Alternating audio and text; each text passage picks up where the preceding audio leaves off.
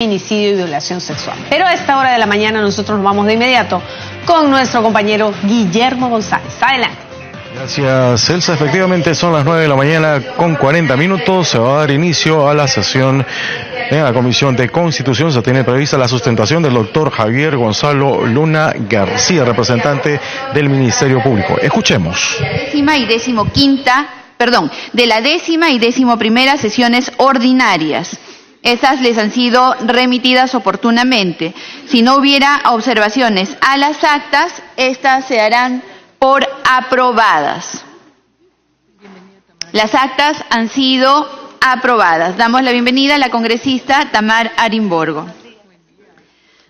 Señores congresistas, se les ha distribuido en sus carpetas la relación de documentos recibidos y remitidos. Si alguno de ustedes necesita una copia, solicite por Secretaría Técnica. Sección Informes. Si algún señor congresista desea presentar algún informe, puede hacer uso de la palabra en este momento. Congresista Glave. Sí, Presidenta, es una especie de informe pedido. Yo sé que estamos en un contexto bien complicado y que las urgencias nos van inundando todos los días, pero sí pediría al equipo técnico que no cambiáramos la agenda permanentemente. Presidenta, ayer nos han mandado una agenda que tenía 3 puntos. Punto 1, sustentación del doctor Javier Gonzalo Luna García. Punto 2, opinión técnica de diversos constitucionalistas sobre el proyecto de ley del Ejecutivo.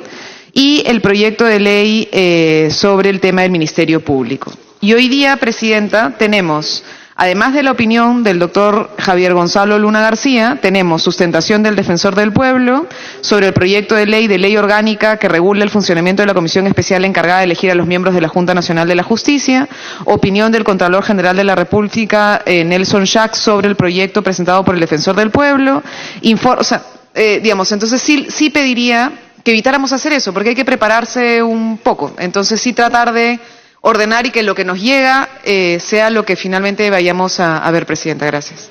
Gracias, congresista Glave. Permítame, por favor, congresista Violeta, antes de darle el uso de la palabra para sus informes, explicar, porque finalmente yo me debo al pleno de la comisión, y es que ayer, por ocasión de haberse convocado al pleno, nosotros tuvimos que cortar la sesión. Entonces la agenda del día de ayer ha tenido que trasladarse extraordinariamente a la sesión de hoy día a fin de agotarla, si no nos quedaría pendiente. Entonces lo que hemos hecho es acotar la agenda de ayer a la de hoy día y la de hoy día para mañana, a fin de poder resolver la situación que nosotros estamos viviendo, que apremia realmente abordar los temas que están en la agenda. Ninguno deja de ser urgente, y esa es la explicación. No estamos nosotros variándola, sino trayendo lo que se quedó pendiente del día de ayer, atendiendo a que muchos de ustedes, todos en realidad tuvimos que retirarnos para poder acudir al pleno. Congresista Violeta. Gracias, Presidenta. Saludando a todos los colegas además, formalmente. Presidenta, ayer en la Junta de Portavoces, aunque no contamos con la presencia de los voceros de Fuerza Popular y el APRA, todas las otras bancadas, exhortamos al Presidente del Congreso para que a su vez exhortara a los presidentes de Constitución y de Justicia para que hayan sesiones conjuntas. La semana pasada, la sesión anterior, el Defensor del Pueblo nos hizo exactamente la misma exhortación, porque ocurre que estamos debatiendo los mismos temas, estamos teniendo los mismos invitados. Esta comisión y la Comisión de Justicia en el 90 o 95% los integramos los mismos miembros, y resulta que estamos duplicando un debate que, la verdad, en un escenario en el que deberíamos apresurar el dictamen de los respectivos temas, ocurre que estamos retrasándonos innecesariamente. Así es que, Presidenta, una vez más la exhortación es para que, en todo caso, a través de la Presidencia, el Congreso o la Oficialía Mayor o quien corresponda, su Presidencia pueda coordinar con la Presidencia de la Comisión de Justicia y tener sesión conjunta. Gracias, Presidenta. Gracias, congresista Violeta. Usted estuvo, no recuerdo si usted estuvo presente en la última sesión de la Comisión de Justicia, yo misma, y en la sesión invoqué al presidente de Justicia para poder trabajar en equipo. El presidente de la Comisión de Justicia, tengo que decirlo, estamos en sección informes, fue malcriado, incluso con su respuesta. Nosotros, como demócratas, congresistas, toleramos incluso actitudes de ese tipo. Sin embargo, ya que el presidente, el presidente de la Comisión de Justicia, incluso es de su bancada, Vamos a apelar a su poder de persuasión para que quizá a lo mejor usted logre convencerlo que un trabajo en equipo sería muchísimo más productivo para el país. La presidencia informa que ha recibido el oficio número 005-2019-PCM/DPCM del presidente del Consejo de Ministros, César Villanueva Arévalo, que ha sido convocado por tercera vez ante esta comisión. El texto de su oficio da cuenta de su agradecimiento a la invitación, pero informa nuevamente que le será imposible asistir a la sesión antes mencionada debido a que por disposición del señor presidente constitucional de la República ha sido convocado de manera extraordinaria y permanente a reuniones al despacho presidencial.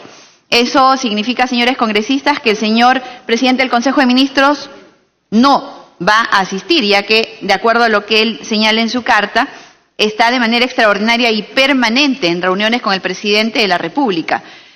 Yo pongo en conocimiento del Pleno de la Comisión a fin de que se acuerde lo que sea pertinente.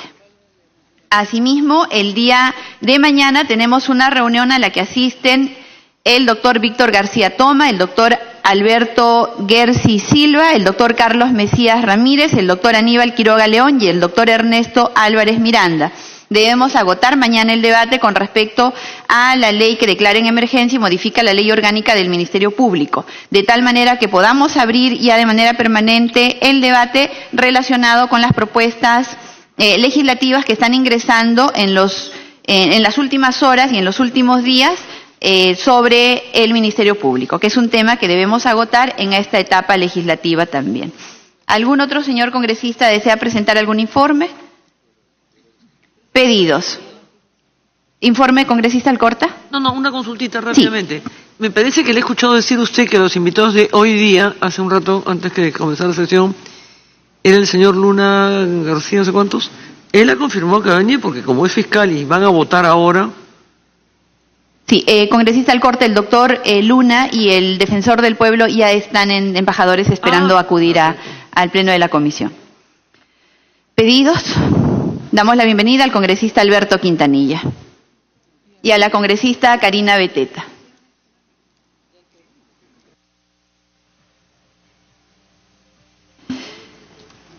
No habiendo pedidos, pasamos a la orden del día.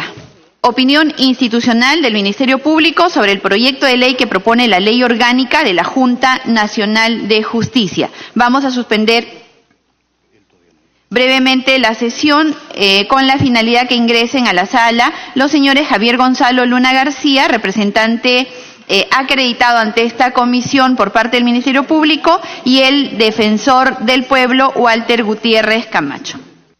Muy bien, son las 9 de la mañana con 50 minutos. Entonces, la presidenta de la Comisión de Constitución está haciendo un alto a la sesión respectiva a fin de que puedan ingresar a poder culminar en todo caso en el referido al defensor del pueblo su exposición, que ayer fue interrumpida precisamente para poder asistir al pleno del Congreso, y también a nombre del Ministerio Público la sustentación del doctor Javier Gonzalo Luna García, representante precisamente, lo decíamos hace un momento, del Ministerio Público sobre el proyecto de ley 35564-2018, mediante el cual se propone la nueva ley orgánica del Ministerio Público. La presidenta de la Comisión de Constitución ha anunciado que ambos invitados ya se encuentran en la sala de embajadores y en ese momento estarían acercándose al hemiciclo principal aquí en el Palacio Legislativo a fin de poder precisamente hacer sus respectivas presentaciones. A esta hora de la mañana hay que recordar que se encuentran presentes la congresista Tamara Arimborgo, el congresista Mario Mantilla, la congresista Karina Beteta, el congresista Héctor Becerril, también la congresista Lourdes Alcorta, el congresista Gilmer Trujillo, cuando vemos en pantallas ya el ingreso del defensor del pueblo, quien va a también presentarse ante este importante grupo parlamentario, la Comisión de Constitución, y también el doctor Javier Gonzalo Luna García. Es recibido por la presidenta de la Comisión de Constitución y en unos minutos más seguramente se va a reiniciar esta importante sesión a fin de recabar aportes y por supuesto información referida a el Ministerio Público y al proyecto de ley mediante el cual se propone la nueva ley orgánica del Ministerio Público. Saludan a toda la representación nacional reunida aquí en el hemiciclo principal. Faltan 9 minutos para las 10 de la mañana, amigos. Esto es Congreso Televisión, una transmisión en vivo y en directo, reiteramos, desde el hemiciclo principal aquí en el Palacio Legislativo. Comisión de Constitución. Ha habido un pedido por parte del congresista Gilbert Violeta a fin de que la Comisión de Constitución vea este tema conjuntamente con la Comisión de Justicia. Reanudamos la sesión dando la bienvenida a nuestros invitados. Se les recuerda a los señores miembros de la comisión que estamos continuando con el debate que se interrumpió ayer, la exposición y el debate con respecto a la ley orgánica de la Junta Nacional de Justicia. Está pendiente escuchar la posición del Ministerio Público. En ese sentido, vamos a concederle el uso de la palabra al doctor Javier Gonzalo Luna García, representante del Ministerio Público.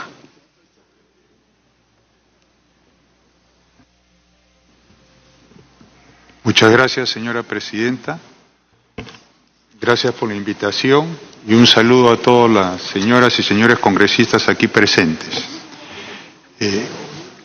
Respecto al proyecto de ley de la Junta Nacional de Justicia, el Ministerio Público tiene algunas observaciones, algunas de carácter formal y otras que sí son sustanciales, de fondo. En primer lugar, es lo referente a la incompatibilidad que se menciona, vale decir, los famosos conflictos de intereses. Los conflictos de intereses entre los miembros de la Junta y aquellas personas que van a postular para acceder a algún cargo o a ratificación o procesos disciplinarios. Entonces, eso es importante porque una de las características que debe de asumir el órgano encargado de la selección, nombramiento, ratificación de magistrados no puede tener ningún tipo de incompatibilidad con aquella que tiene que evaluar. Y efectivamente aquí se ha establecido en el artículo 15, bajo la denominación de conflicto de intereses, una serie de situaciones que impedirían que un miembro de la Junta pudiera actuar cuando alguno de los postulantes se encuentra en una de las situaciones previstas. Respecto a eso hay una cuestión de forma. La de forma sería que se ha puesto en el artículo 15, bajo la denominación de conflicto de intereses, situaciones que consideramos deben de separarse. El conflicto de intereses tiene su regulación propia en el Código de Ética del servidor público y igualmente un decreto supremo que regula, incluso exige declaración jurada para los servidores públicos de conflicto de intereses y está referido fundamentalmente a intereses de índole económico, comercial que pudiera haber entre el funcionario y la empresa o la persona con la cual tiene que tomar alguna decisión. Pero aquí también se mencionan causales de parentesco, como decir matrimonio, hijos, consanguinidad, afinidad. Eso merece un tratamiento diferente, debe ser regulado, como lo señala claramente, bajo la denominación de abstención. La ley del procedimiento administrativo general regula justamente cuando un funcionario público no puede intervenir en un caso, algo similar a lo que ocurre con los... Sí. Congresista Alcorte. No tenemos lo que está explicando el señor Luna García para poderlo seguir. Está explicando sobre el proyecto de ley de la Junta Nacional de Justicia, congresista. Él no ha traído una presentación que nosotros podamos entregar. está haciendo una exposición con respecto al proyecto de ley que todos nosotros tenemos. Si usted necesita una copia del proyecto de ley, lo vamos a alcanzar en este momento. Creo que, sí, Presidenta, no hay nada que hacer, pero sí es recomendable que la asesoría técnica que sabe y el coordinador parlamentario de cada institución, ayer tuvimos un problema con el ministro del Interior, cada coordinador parlamentario que vive acá tiene que saber perfectamente que tienen que tener sus copias para poder seguir la exposición de la persona que está imitando, más allá y con todo respeto del señor Luna García, tienen que traer para hacerle seguimiento. A mí me gusta resaltar y apuntar mis anotaciones. Congresista Alcorta, en la carpeta que se les ha entregado a todos los congresistas está el proyecto de ley en mención. Damos la bienvenida a la congresista Alejandra Aramayo, al congresista Luis Galarreta, al congresista Francisco Villavicencio, a la congresista Nelly Cuadros. Puede continuar, doctor. Gracias, señora presidenta.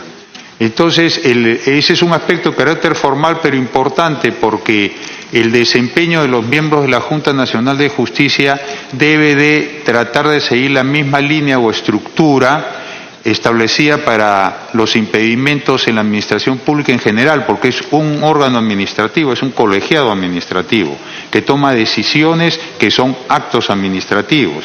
En consecuencia, sería bueno respetar lo que señala la ley 27444, Ley del Procedimiento Administrativo General, para los efectos de abstención, cuando hay problema de parentesco, como aquí se señala. No, esto por una cuestión de orden con el resto del ordenamiento jurídico aplicable a la administración pública, ¿no? Esa es una cuestión formal que obviamente es subsanable.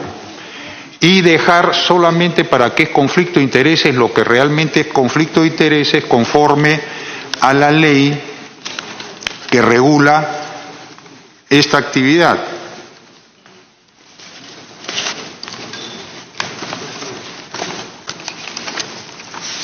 El artículo de la Ley del Procedimiento Administrativo General es el artículo 27 que regula las causales de abstención, y ahí están los impedimentos por matrimonio, parentesco. Entonces, eso se denomina abstención. Debería de seguir la misma suerte acá, porque ya si metemos lo que es abstención con conflicto de intereses, estamos dándole a la regulación otro contenido, y eso puede prestarse a confusiones. Y en lo que es propiamente el conflicto de intereses, tenemos el Código de Ética del Servicio Público, que es la ley aprobada por Ley 27815, que habla de prohibiciones de ética en la función pública, lo que denomina mantener intereses de conflicto. Está regulado también en qué consiste, y hay un decreto supremo que establece la obligación de presentar declaración jurada para que quede claro que el servidor no tiene ningún conflicto con la función que va a realizar. Es el artículo 15 del proyecto.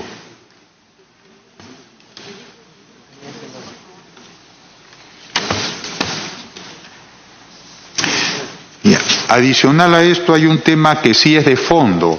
La función pública vinculado al quehacer jurisdiccional o fiscal, como es el nombramiento de jueces, debe abstraerse de formar parte de organizaciones políticas. Pero como está redactado el artículo 15, numeral 7, me permito leerlo porque es importante: cuando la persona sujeta a procedimiento de nombramiento, ratificación, evaluación de desempeño o procedimiento disciplinario conozca, hubiera conocido de algún proceso judicial, arbitral, investigación o procedimiento administrativo de cualquier tipo respecto de la organización política a la cual pertenece o hubiere pertenecido el miembro de la Junta Nacional de Justicia. La observación es pertenece, no hubiera pertenecido, porque obviamente quien está en este organismo puede haber integrado un partido y renuncia y participa. No se le puede restringir su derecho a participar en temas políticos a nadie constitucionalmente. Pero lo que sí no puede decirse pertenece, porque eso implica que está en ese momento en el partido. Exactamente, ¿no? Igual ocurriría con numeral 8 de ese mismo artículo 15, cuando la persona sujeta al procedimiento de nombramiento, ratificación, evaluación, sea afiliada a la organización política en la cual se haya obtenido licencia o hubiera estado afiliado el miembro de la Junta Nacional de Justicia. Entonces, si una persona postula a un cargo público o es para ser magistrado, vale decir nombramiento, o tiene ratificación, ¿cómo va a estar afiliada o va a tener licencia? No puede tener ninguna participación. Entonces, eso también habría que, digamos, excluirlo, ¿no? Eso es con respecto a este tema que es, digamos... Congresista Alcorta. ¿Y qué pasa si la persona tenía afiliación y resulta que por el cargo renuncia 2 meses antes, 1 mes antes? ¿No sigue igualmente comprometido? El miembro de la Junta. Claro, lo que pasa es que para poder desempeñar cargos en públicos tiene que renunciarse 6 meses antes de una labor de carácter administrativo, viceministro, ministro, no hay una regulación que lo exige. Entonces, es para todos, eso se está respetando en la ley. Porque obviamente, si no, pues sería un impedimento per se, indefinido, y eso tampoco creo que corresponde, ¿no? Congresista Galarreta. Muchas gracias, Presidenta. Muy breve, saludando además al doctor Javier Gonzalo Luna García. Aprovecho a través de su Presidenta, decirle que suscribo totalmente lo que declararon algunos medios de comunicación. Por lo menos esta parte no iba a haber ninguna aprobación, ni va a haber ninguna aprobación de un proyecto inconstitucional, pero saludo la valentía que tuvo para marcar una línea en relación a la institucionalidad. Presidenta, 2 cositas. La primera, para dejar claro que como soy miembro de la Comisión de Acusaciones, voy a estar yendo y entrando, pues allá no hay accesitarios y aquí sí. Quería trasladarle una inquietud al doctor Luna García, porque claro, este es un impedimento como debe ser objetivo, ¿no? Porque hay una subjetividad, pero quiero comentarla. Me parece interesante que se visualice cómo, de alguna manera, plantear en una norma el impedimento de una persona que participe o haya tenido alguna militancia en un partido político. Pero lo que existe en la realidad es que gente que no tiene militancia, pero sí una posición ideologizada, participa de las instancias de administración de justicia. Es decir, cómo... Tal vez es una utopía, pero que igual quiero trasladárselo al doctor Luna García, porque, claro, si alguien viene de un partido político, así renuncie, hay un impedimento. Pero hay gente que claramente, por ejemplo, abogados que han defendido a terroristas, a jueces, hasta fiscales, ya hay una posición ideologizada que para algunos casos, ya sea materia de investigación al Movadef, investigación a actos de terrorismo, o para casos de juzgamiento, ya tienen una posición bastante parcializada. ¿Qué hacer ahí en una situación tan sesgada? Claro, es muy subjetivo, pero cuando uno ve la realidad nacional y se da cuenta con afirmaciones, opiniones y un montón de data que hay, uno tiene claramente, hasta puede llegar a la objetividad de decir, este señor tiene esta posición ideológica, así no tengo un carnet partidario. Esa es una preocupación. ¿Cómo llegar a ese caso, o es una utopía poder limitar esa situación? Nada más, Presidenta. Gracias por la respuesta. Gracias, congresista Galarreta. Congresista Alcorta. Para abonar lo que he hecho con esa Galarreta, es verdad. Tienen una posición ideológica tan marcada, tan puntual, tan persistente, tan permanente, que si bien es cierto el no estar afiliado a nada lo libera para cualquier contratación. Es como tener a un funcionario que dispone de todos los bienes del Estado, pero no firma un solo papel. Voy a poner el mismo caso Montesinos, mandaba todo, hacía lo que le daba la gana, pero no tiene un papel firmado, pero mandaba a todo el mundo.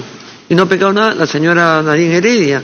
No tenía un documento, no era funcionaria, tenía más poder que el marido, por eso le decían la pareja presidencial. Es muy subjetivo, es obvio, no es fácil, pero ¿cómo se puede poner una barrera a ese tipo de poderes que tienen, que influyen, que ejecutan, que ejercen, que se hacen, que se realizan, pero no hay nada que los pueda impedir porque no están enmarcados dentro de nada? Eso es todo el rato, todos los días, cada vez más grande. Gracias. Doctor Luna. Gracias, señora Presidenta. Agradezco sus palabras, señor congresista. Dando respuesta a estas inquietudes, nosotros en la comisión técnica que hemos tratado de ver en forma conjunta este proyecto, justamente nos pusimos en un caso que es ya todavía un poquito más extremo. Aquí se dice que se está impedido en la medida que haya sentencia judicial firme. Y el sentencia judicial firme significa que se han agotado todas las instancias y eso sabemos lo que demora. Entonces, ¿qué ocurre si alguien postula, no tiene sentencia judicial firme, no está impedido de postular, pero por lo que se conoce y se sabe de lo que ustedes expresan, efectivamente no es una persona idónea para asumir esa función? Bueno, nosotros creemos que la salida puede estar en la etapa de la entrevista, porque obviamente, porque es un concurso de méritos, entonces el concurso de méritos tiene examen escrito, curricular y la entrevista personal. Si todos pasan y llegan en igualdad de condiciones con mérito, vale decir, con notas en un cuadro de méritos, ahí sí la Junta puede hacer evaluaciones, porque no es lo mismo llegar a una entrevista personal sin proceso judicial que con un proceso judicial en trámite, obviamente, ¿no? O sea, el sentido común y la razonabilidad lo define, ¿no? Entonces, no creo que nadie podría argumentar si se elige a alguien que no tiene ninguna de estas situaciones versus otro que sí las tiene, ¿no? Entonces yo creo que ahí podría estar la solución, porque lamentablemente no hay, digamos, regular de otra forma algo, eso implicaría restringir derechos, ¿no? O sea, como a mí, por que yo he hecho tal o cual declaración, me están tachando porque me dicen que eso es una ideología que yo tengo respecto al sistema de justicia, ¿no? Entonces, es un poquito complicado. Yo no estoy inscrito en ningún partido político, como dice, sí, pero en el momento ya sé, tu línea es conocida, tus comportamientos son conocidos, tu ideología, el actuar bajo, digamos, mecanismos que puedan evitar una justicia independiente, bueno, en ese momento se evalúa todo eso, pues, ¿no? De todas maneras, la entrevista permite justamente evaluar a aquellas personas que son 100 puntos, pero en el momento que llegan arriba, bueno, el 100 puntos puede también ser una mente criminal, ¿no? Exagerando, ¿no? Entonces, ahí yo creo que se podría evaluar el asunto, ¿no?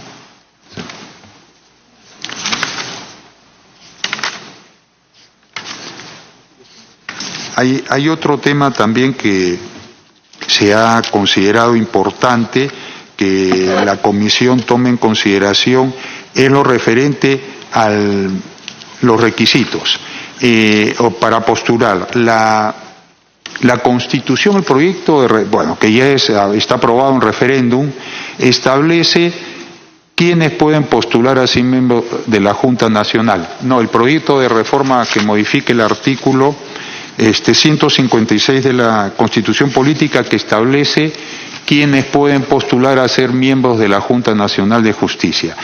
Se establece que abogados con 25 años, cátedra universitaria con 25 años también, y sin embargo se incluye algo que, bueno, hasta antes no se daba, que es el investigador en materia jurídica con 15 años.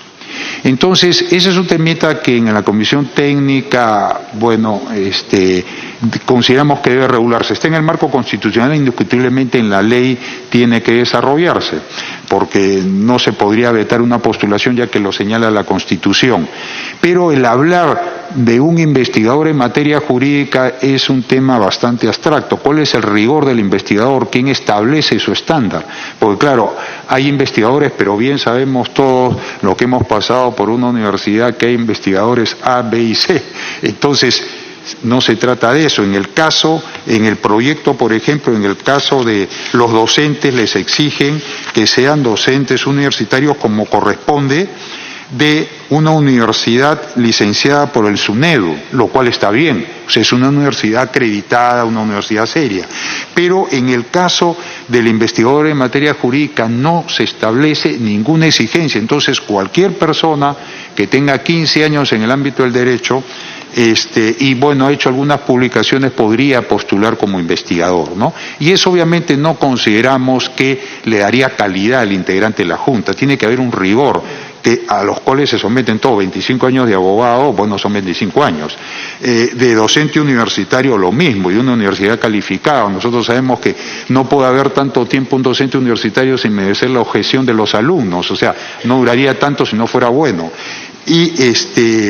El investigador en materia jurídica solamente se indica acá contada a partir de la fecha de obtención del título profesional de abogado, para lo cual se toma en consideración el desempeño en observatorio de investigación, asociaciones dedicadas a la investigación debidamente acreditada.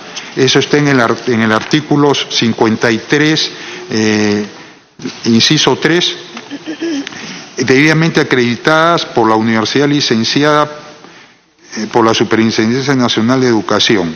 Entonces, claro, yo puedo hacer actividad en una universidad licenciada, sí, pero ese estándar y ese rigor de la investigación, ¿quién lo establece?